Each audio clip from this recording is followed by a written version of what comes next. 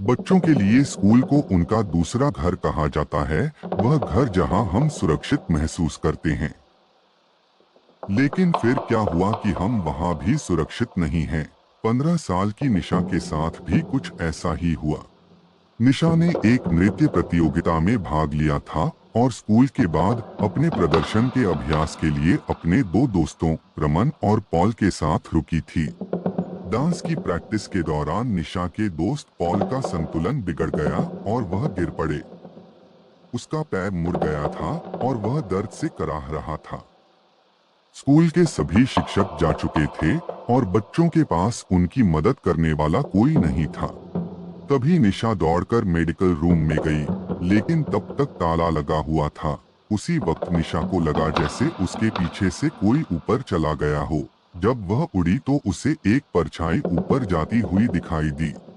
निशा को लगा कि शायद स्कूल स्टाफ में से कोई अभी भी स्कूल में है और इसीलिए निशा उसे रोकने के लिए उसके पीछे दौड़ी। निशा स्कूल की तीसरी मंजिल पर आ गई थी। उस मंजिल पर स्कूल स्टाफ के अलावा किसी को जाने की इजाजत नहीं थी।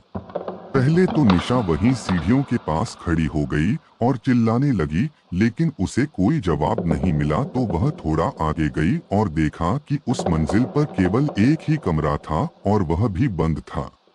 निशा को कुछ समझ नहीं आ रहा था, तो वह छाया को अपने मन का भ्रम समझकर वापस जाने लगी।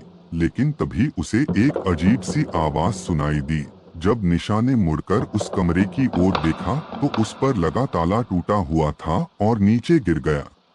निशा चौंक गई। उसने कमरे के अंदर जाकर देखा कि एक आदमी खिड़की की तरफ मुंह किए खड़ा है।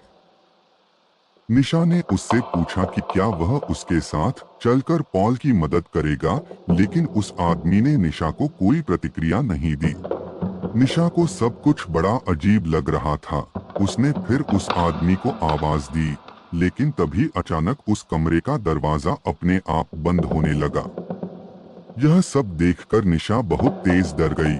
वह भागकर दरवाजे की ओर गई और उसे खोलने की कोशिश की, लेकिन दरवाजा नहीं खुल रहा होता है। तभी निशा को उस आदमी के हंसने की आवाज सुनाई देने लगी।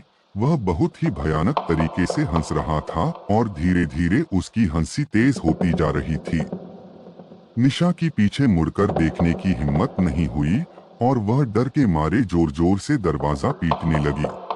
तभी निशा को अपनी गर्दन पर हल्की हवा का एहसास हुआ। वह मुड़ी और चौंक गई।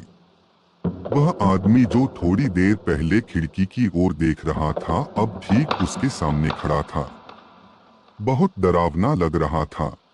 वह निशा को ऐसे घूर रहा था मानो आज उसे जिंदा नहीं छोड़ेगा। उसने निशा को पकड़ लिया और उसे अपनी ओर खींचने लगा।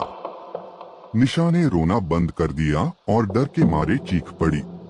उस आदमी ने निशा के मुंह पर हाथ रख दिया और निशा को गालियां देने लगा। उधर निशा को ढूंढते हुए रमन स्कूल के गार्ड के साथ तीसरी मंजिल पर पहुंचा, जहां उसे निशा की चीख सुनाई दी। वे जल्दी से उस कमरे में गए और देखा कि निशा जमीन पर बैठी रो रही है और उसके आसपास कोई नहीं है। उसकी कमीज ऊपर से थोड़ी फटी हुई थी और चेहरे पर चोट के निशान थे। उसने अपने साथ हुई पूरी कहानी सबको बताई। निशा के साथ हुई इस घटना को सुनकर स्कूल के गार्ड का चेहरा पीला पड़ गया। गार्ड ने निशा और उसकी सहेलियों को बताया कि कुछ साल पहले स्कूल में एक सफाई कर्मी काम करता था। जब छात्रा ने इसकी शिकायत की तो स्कूल के प्रिंसिपल ने उसे हमेशा के लिए स्कूल से निकाल दिया। उसके एक हफ्ते के अंदर ही पागल ने तीसरी मंजिल पर बने स्टोरेज रूम में जाकर खुदकुशी कर ली। कई दिनों तक उसकी मौत का पता किसी को नहीं चला। उस आदमी की लाश बेहद डरावनी हालत में मिली और तब से उसकी आत्मा उसी कमरे में भटक रही है। इसलिए स्कूल की तीसरी मंजिल किसी के लिए भी बंद है।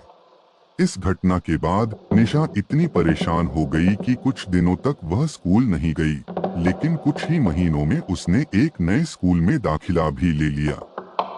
लेकिन वह उस आदमी की भयानक हंसी को कभी नहीं भूल पाएगी।